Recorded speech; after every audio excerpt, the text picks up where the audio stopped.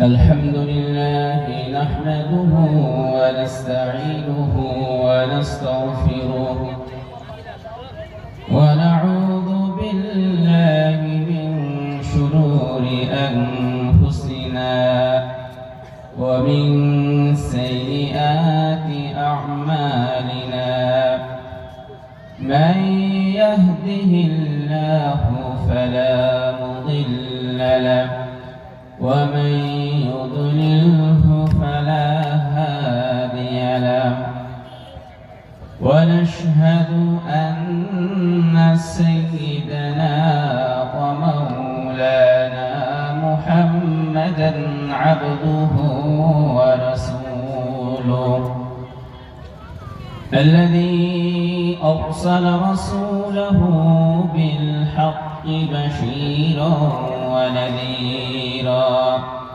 وداعيا إلى الله بإذنه سراجا وقمرا منيرا أما بعد فأعوذ بالله من الشيطان الرجيم بسم الله الرحمن الرحيم وعباد الرحمن الذين يمشون على الأرض هونا وإذا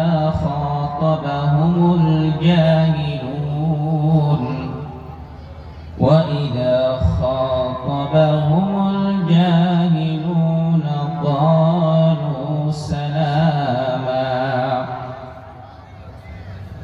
والذين يبيتون لربهم سجدا وقياما والذين يقولون ربنا اصرف عنا عذاب جهنم إن عذابها كان غراما إنها ساءت مستقرا ومقاما وقال النبي صلى الله عليه وسلم من تواضع لله رفعه الله أو كما قال النبي صلى الله عليه وسلم আমরা সকলে দরুদ ইব্রাহিম পড়ি اللهم صل على محمد وعلى آل محمد كما صليت على إبراهيم وعلى آل إبراهيم إنك حميد مجيد اللهم بارك على محمد وعلى آل محمد كما باركت على إبراهيم وعلى آل إبراهيم إنك حميد مجيد صدق الله المولانا العظيم وصدق رسوله النبي الكريم ونحن على ذلك من الشاهدين والشاكرين والحمد لله رب العالمين الحمد لله অন্বেষা সমাজ কল্যাণের উদ্যোগে 2 দিন ব্যাপী বিশাল তাফসীরুল কুরআন মাহফিলের আজ দ্বিতীয় দিন। আজ দ্বিতীয় দিনের প্রধান বক্তা মাওলানা ইনামুল হাসান বিন নূর, দ্বিতীয় বক্তা হাফেজ মাওলানা মাসউদুর রহমান, তৃতীয় বক্তা রুহুল কুদ্দুস আখবারি।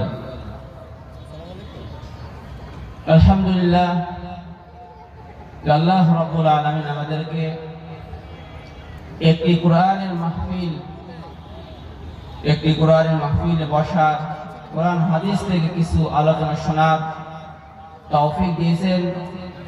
এই জন্য সকলে আমরা আমাদের অন্তরের স্থল থেকে শুকরিয়া জ্ঞাপন করি, সকলে বলি আলহামদুলিল্লাহ। অসংখ্য অগণিত দরুদ ও সালাম বর্ষিত হোক বিশ্ব মানবতার মুক্তির দূত সাইয়্যিদুল মুরসালিন খাতামুন নবিয়্যিন রাহমাতুল লিল আলামিন আহমদ মুস্তাফা মুহাম্মদ মুস্তাফা সাল্লাল্লাহু আলাইহি ওয়াসাল্লামের উপর সকলে আমরা আবার বলি সাল্লাল্লাহু আলাইহি ওয়াসাল্লাম। সম্মানিত উপস্থিতি, আপনাদের সামনে সূরাতুল ফুরকানের থেকে শেষের থেকে কিছু আয়াত তেলাওয়াত করেছি।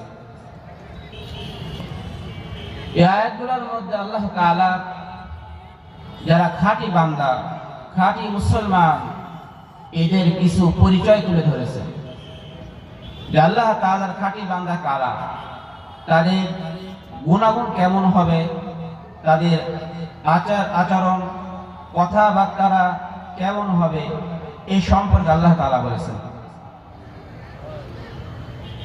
আল্লাহ তাআলা সূরা আলে ইমরানের মধ্যে বলেন, ইয়া আইয়ুহাল্লাযীনা আমানুত্তাকুল্লাহ হাক্কা তুকাতিহি ওয়া লা তামুতুন্না ইল্লা ওয়া আনতুম মুসলিমুন।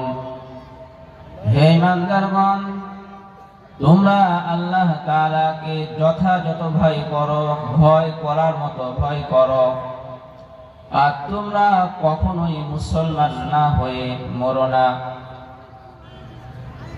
আমাদেরকে আল্লাহ তাআলা মুসলমান না হয়ে মরার জন্য নির্দেশ করছে, যে তোমরা কখনোই তাকিদ দিয়েছেন, যে নুনে তাকিদ বা নুতুল সাকিলা বলা হয়, যেটা আরবি গ্রামের মধ্যে, এখানে আল্লাহ তাআলা ডাবল তাকিদ ব্যবহার করছে, তোমরা কখনোই মুসলমান না হয়ে মরো না। আমরা তো মুসলমান। এরপর আল্লাহ তাআলা কেন বললেন ঈমানদারগণকে? ঈমানদারকেই লক্ষ্য করে বলেছে, অর্থাৎ শুধু নাম কা ওয়াস্তে মুসলমান হলে হবে না। আজ শুধু আমরা নামেই মুসলমান হলাম, কামে হলাম না, এতে কোনো লাভ নেই। আমাদের নামের সাথে সাথে কাজের মিল থাকতে হবে। আমরা যে মুসলমান, আল্লাহ তাআলা এই মুসলমানের কি গুণাগুণ হবে, কোরআনের বিভিন্ন জায়গায় অনেক অনেক জায়গায় আল্লাহ তাআলা তার বান্দাদের এই গুণগুলো বর্ণনা করেছেন। এর মধ্যে অন্যতম কিছু গুণ আল্লাহ তাআলা এখানে 13টি গুণ বর্ণনা করেছেন সূরা ফুরকানের মধ্যে। আল্লাহ তাআলা যদি তৌফিক দান করেন, এই গুণগুলো সম্পর্কে কিছু আলোচনা করার চেষ্টা করব। ওমা তৌফিকি ইল্লা বিল্লাহ। সম্মানিত উপস্থিতি, আমরা যেখানে অবস্থান করছি না কেন, একটু কোরআনের মাহফিলের দিকে, কোরআনের কথার দিকে, আল্লাহর কথা হচ্ছে, রাসূলুল্লাহ সাল্লাল্লাহু আলাইহি সাল্লামের কথা হচ্ছে। যতটুকু সম্ভব আমরা এই মাহফিলের প্যান্ডেলের মধ্যে চলে আসি, আর যদি নাও আসি, কমসে কম অবশ্যই আমরা আমাদের দিলের কান দিয়ে হলেও সেই কথাগুলো শুনি এবং আমল করার চেষ্টা করি। আল্লাহ তাআলা আমাদের সকলকেই যে কথাগুলো হবে আমাদের আমল করা তৌফিক দান করুন, আমিন। আল্লাহ তাআলা বলেন, ওয়াইবাদুর রহমানিল্লাযীনা ইয়ামশুনা আলাল আরদি হাওনা। রহমানের বান্দা তারাই যারা জমিনের মধ্যে নম্রতার সাথে চলাচল করে, অহংকার করে না। ইবাদ, এখানে আল্লাহ তাআলা ইবাদ শব্দ ব্যবহার করেছেন। ইবাদ এর আব্দুনের বহুবচন জমা। বান্দা কাকে বলা হয়? বান্দা তো ওই ব্যক্তি হতে পারে যে তার নিজের মধ্যে কোনো আমিত্ব থাকবে না, নিজের কোনো স্বাধীনতা থাকবে না। তার মালিক, তার প্রভু যে নির্দেশ দেয়, সে নির্দেশের সামনে সে আত্মসমর্পণ করবে, এটাই তো হলো বান্দা, এটাই হলো গোলাম।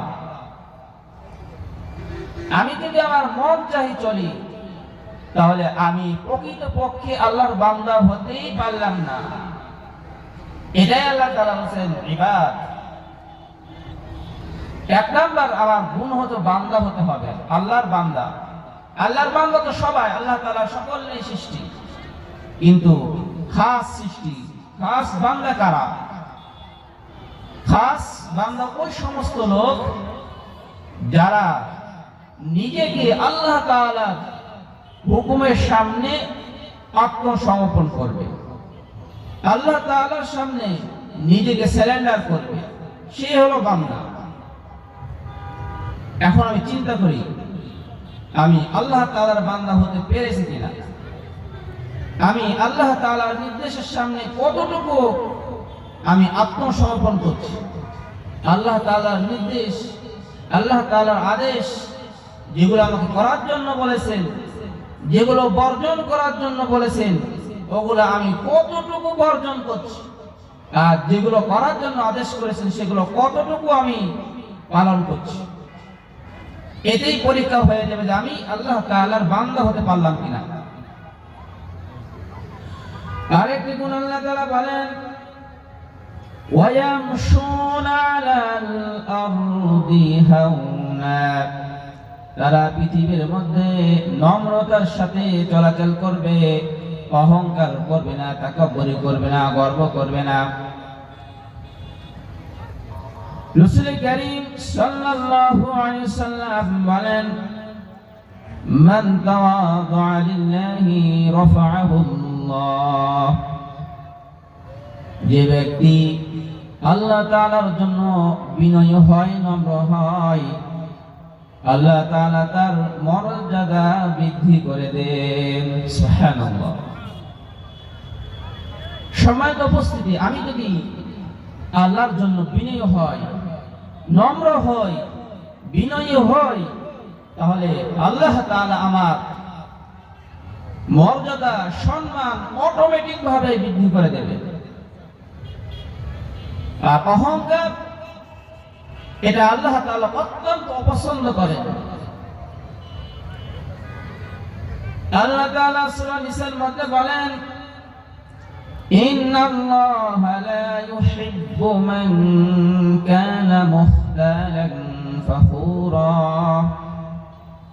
নিশ্চয়ই আল্লাহ তাআলা অহংকার, গর্বকে অপছন্দ করেন।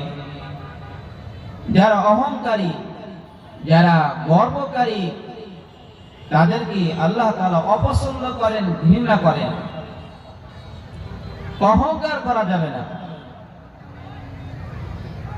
অন্য হাদিসের মধ্যে আসছে রাসূল কারীম সাল্লাল্লাহু আলাইহি ওয়াসাল্লাম বলেন ইন্নাল্লাহা লা ইউদখিলুল জান্নাতা মান কানা মিসকালা হাববাতিন মিন কিবর।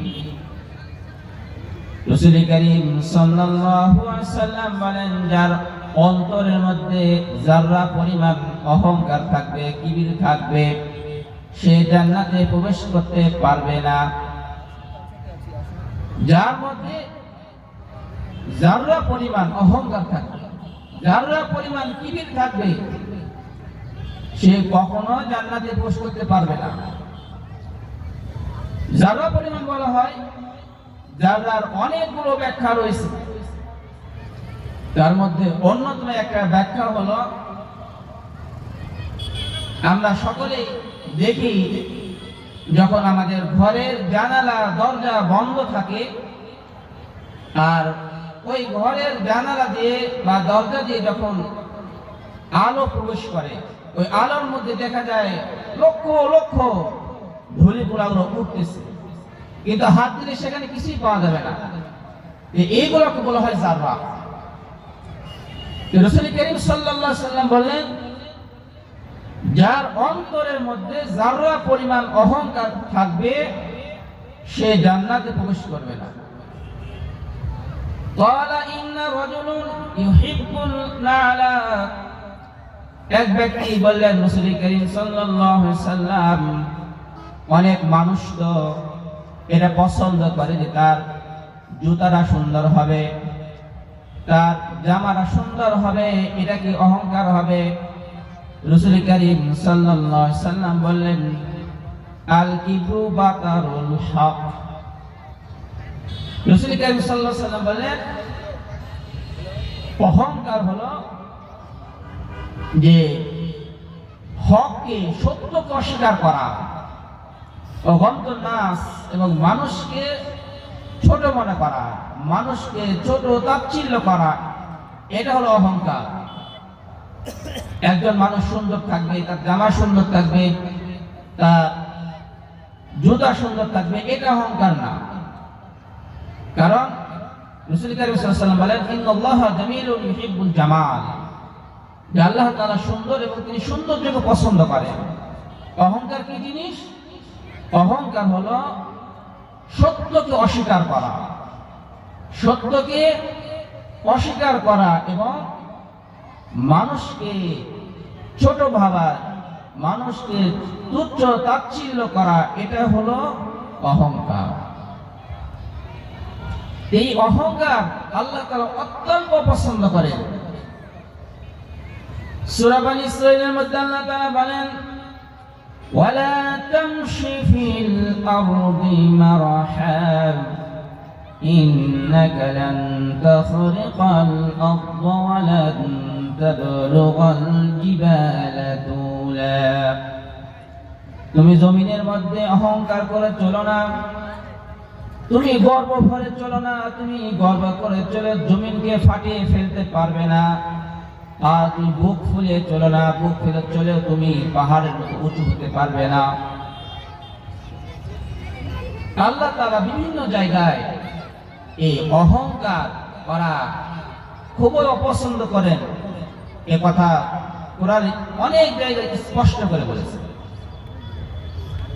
আজ আমাদের ভিতরে অহংকার, আমি কত বড়, আমি অনেক বড় মানুষ, আমার কত সম্মান, আমার অনেক টাকা পয়সা রয়েছে, আর আমি কেন তাকে গুনতে যাব? এই অহংকার অত্যন্ত মারাত্মক একটা ব্যাধি। এই অহংকার আমাদের ভিতর থেকে দূর করতে হবে।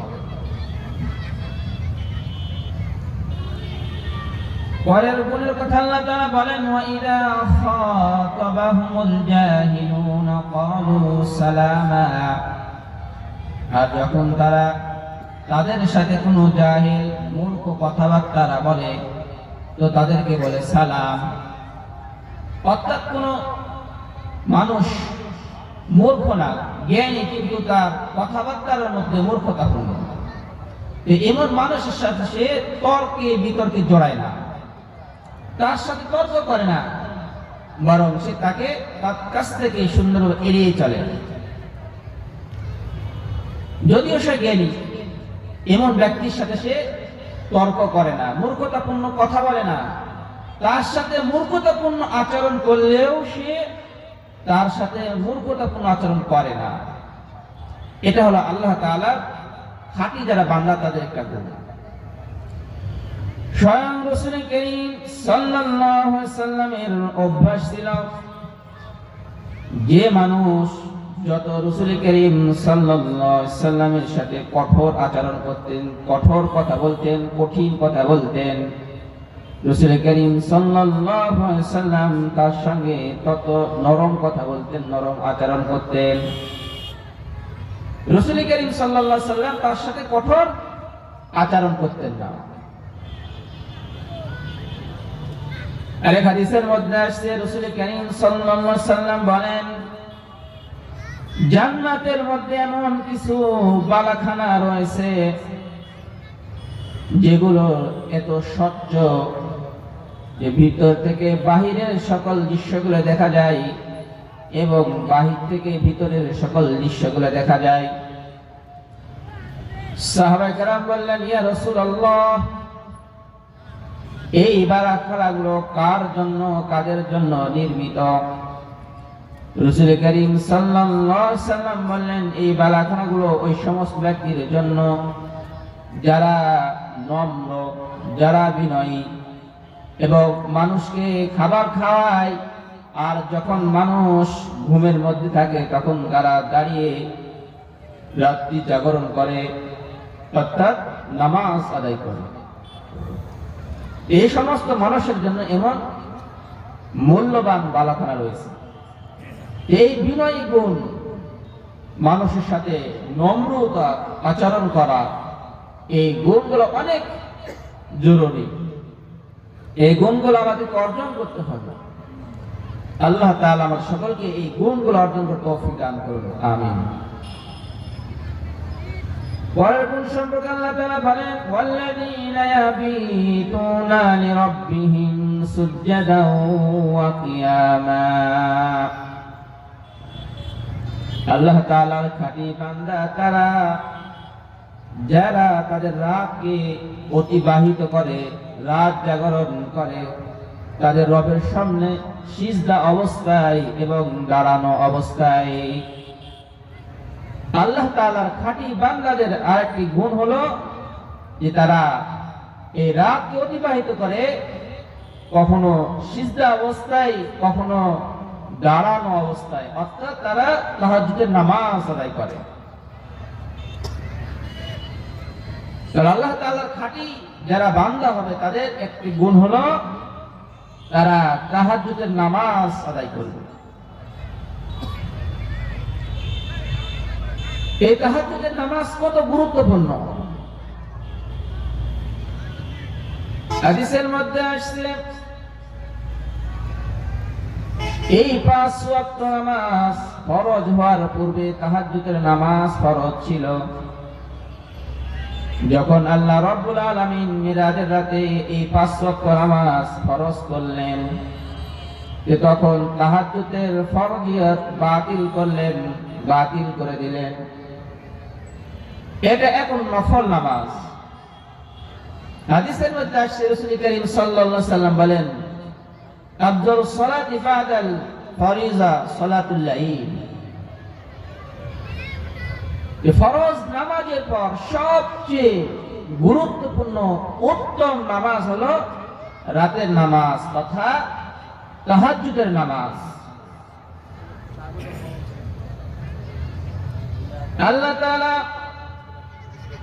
সূরা বনী ইসরাঈলের মধ্যে বলেন, ওয়া মিনাল লাইলি ফাতাহাজ্জাদ বিহি নাফিলাতাল লাক, যে আপনি রাতের কিছু অংশে তাহাজ্জুদ পড়ুন, যেটা আপনার জন্য অতিরিক্ত। রাসূল করিম সাল্লাল্লাহু আলাইহি সাল্লাম বলেন, তোমরা তাহাজ্জুদের নামাজ নিয়মিত আদায় করো, কেননা এই তাহাজ্জুদের নামাজ তোমাদের পূর্ববর্তী সকল বুজুর্গদের অভ্যাস ছিল। এই তাহাজ্জুদের নামাজ তোমাদের পূর্বে যত আল্লাহ ওয়ালা গিয়েছে সকলের অভ্যাস ছিল এই তাহাজ্জুদের নামাজ। হাদিসের মধ্যে আসছে রাসূল করিম সাল্লাল্লাহু আলাইহি সাল্লাম বলেন, যখন রাতের তৃতীয় অংশ হয়, শেষ তৃতীয় অংশে আল্লাহ রাব্বুল আলামিন এই দুনিয়ার আসমানে আসেন। দুনিয়ার আসমানে এসে বান্দাকে ডাকতে থাকেন, এমন কোন বান্দা আছে কি যে আমার কাছে চাইবে আমি তাকে দান করব? এমন কোন বান্দা আছে কি যে আমার কাছে মাফ চাইবে, আমি তাকে ক্ষমা করে দেব, আমি তাকে মাফ করে দেব? এমন কোন বান্দা আছে কি অসুস্থ, যে আমার কাছ থেকে শিফা চাও, আমি তাকে শিফা দান করব?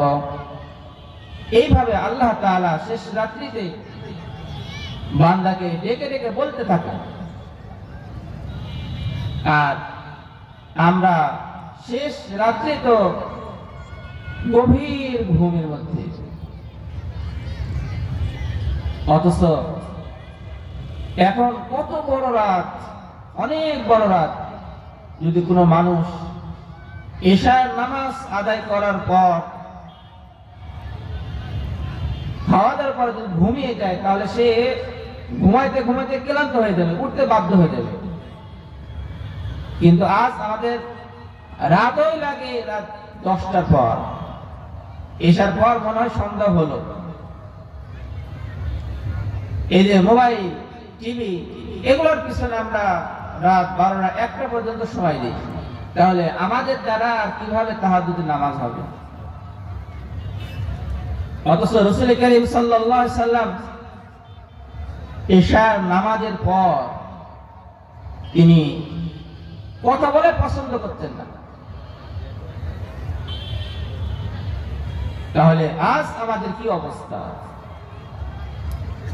আমরা ঘুমাইতে ঘুমাইতে রাত 12টা 1টা বাজায়, এদিকে ফজর নামাজও আমাদের আর হয় না।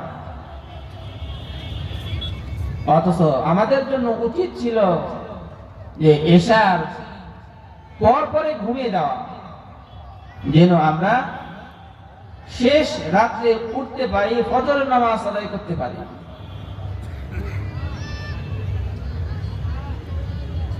কমসে কম হাদিসের মধ্যে এটাও আসছে, রাসূল করিম সাল্লাল্লাহু আলাইহি সাল্লাম বলেন, যে ব্যক্তি ফজরের নামাজ এবং ইশার নামাজ জামাতের সাথে আদায় করবে, আল্লাহ তাআলা তাকে পুরো রাত্রি ইবাদত করার সমান সওয়াব দান করবেন। সুবহানাল্লাহ। আজ আমরা ইশার নামাজ তো অনেকেই পড়ি, কিন্তু ফজরের নামাজ আর হয় না, অধিকাংশ হয় না আমাদের। আমরা যারা 5 ওয়াক্ত নামাজ পড়ি আমাদের এই অবস্থা, আর যারা নামাজ পড়ি না তাদের তো কোনো খবরই নেই। আবার অনেকে ফজর নামাজ পড়লে বাড়িতেই ওঠার পরে ওখানে একটু পড়ে নিলাম, শেষ, জামাতে আর হাজির হলাম না। অথচ ইশার নামাজ এবং ফজরের নামাজের গুরুত্ব কত! রাসূল করিম সাল্লাল্লাহু আলাইহি সাল্লাম বলেন, যদি তোমরা ইশার নামাজের গুরুত্ব বুঝতে, তাহলে হামাগুড়ি দিয়ে হলেও জামাতে শরীক হতে। অথচ আজ আমরা, আমাদের কাছে জামাতেরও কোনো গুরুত্ব নেই। সম্মানিত উপস্থিতি, যারা আল্লাহ তাআলার খাঁটি বান্দা হবেন, যারা আল্লাহ তাআলার খাঁটি বান্দা হবেন, তাদের একটা গুণ হলো তাহাজ্জুদের নামাজ আদায় করা। والذين يقولون ربنا اصرف عنا عذاب جهنم, যারা বলে, হে আমাদের রব, আপনি আমাদেরকে জাহান্নামের আযাব থেকে বাঁচান।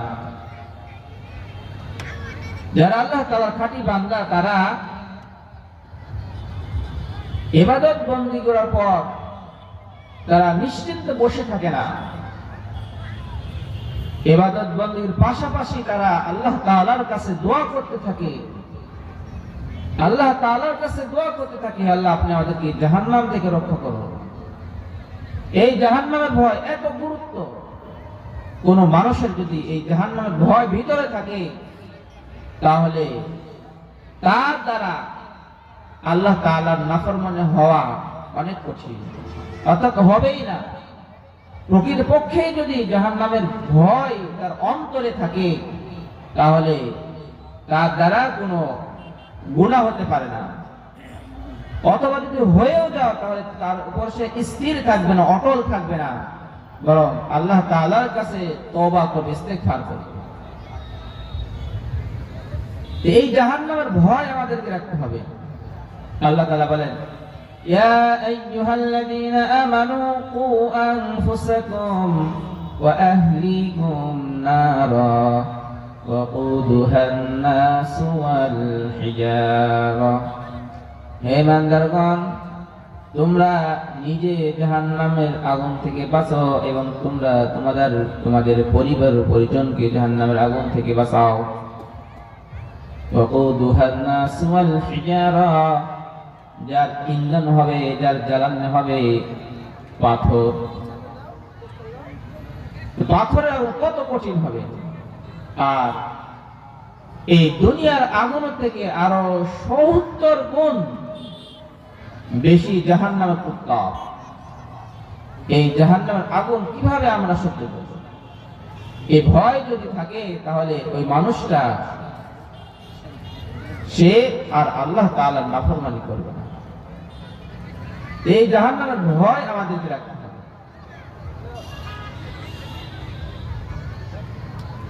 এরপরে গুণ সম্পর্কে আল্লাহ তাআলা বলেন, والذين إذا أنفقوا لم يسرفوا ولم يقتروا وكان بين ذلك قواما আল্লাহ তাআলা খাঁটি বান্দার আরেকটা গুণ হলো যখন তারা খরচ করবে ইসরাফ করবে না, অপব্যয় করবে না, আবার তারা কৃপণতাও করবে না, অপচয় করবে না, আবার বখলিতাও করবে না, কৃপণতাও করবে না। এই উভয়ের মাঝামাঝি তারা খরচ করবে। আমাদের মধ্যে অনেকেই তো আমরা আলহামদুলিল্লাহ চেষ্টা করি হালাল ভাবে উপার্জন করা, কামাই করা, কিন্তু খরচের বেলায় এই মানুষটা অনেক অপচয় করে, অনেক অপচয় করে। অথচ এটা কিন্তু আল্লাহ তাআলার খাঁটি বান্দার গুণ না। সে যেমনি ভাবে হিসাব করে উপার্জন করে ঠিক সে হিসাব মতোই খরচ করবে, যেখানে যতটুকু। কিন্তু অনেক মানুষ দেখা যায় যে তারা নিজেও গর্ব করে যে না আমার এক পয়সা হারাম নাই, কোনো সময় ঘুষ খায় না, কিন্তু ওই মানুষটাই খরচ করার সময় সে অনেক অপচয় করে, অনেক অপব্যয় করে। অথচ হাদিসের মধ্যে আসছে যে 5টি প্রশ্নের উত্তর দেওয়া ছাড়া কিয়ামতের দিন এক পাও কেউ নামাতে পারবে না। তার মধ্যে এটা একটা প্রশ্ন থাকবে, কিভাবে ধন সম্পদ উপার্জন করেছে এবং কিভাবে খরচ করেছে, কোন রাস্তায় আয় করেছে এবং কোন রাস্তায় ব্যয় করেছে। যারা আল্লাহ তাআলার খাঁটি বান্দা তারা সঠিকভাবে খরচ করবে এবং সঠিকভাবে উপার্জন করবে।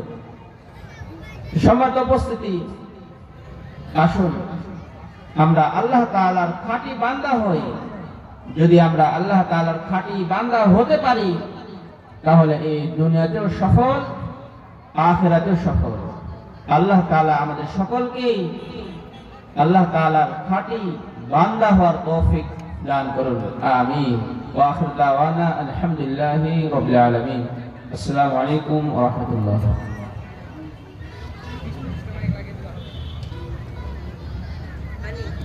আলহামদুলিল্লাহ, আলহামদুলিল্লাহ। এতক্ষণ পর্যন্ত আমাদের সামনে অতি গুরুত্বপূর্ণ আলোচনা নিয়ে আসলেন রায়পাড়া জামি মসজিদের সম্মানিত ইমাম ও খতিব মাওলানা রেজাউল করিম। এ পর্যায়ে আপনাদের সামনে অতি গুরুত্বপূর্ণ আলোচনা নিয়ে আসছেন দামকুড়া কেন্দ্রীয় জামি মসজিদের সম্মানিত ইমাম ও খতিব হাফেজ মাওলানা মোহাম্মদ আব্দুল্লাহ। হাফেজ মাওলানা মোহাম্মদ আব্দুল্লাহ। আসসালামু আলাইকুম ওয়া রাহমাতুল্লাহি ওয়া বারাকাতুহু।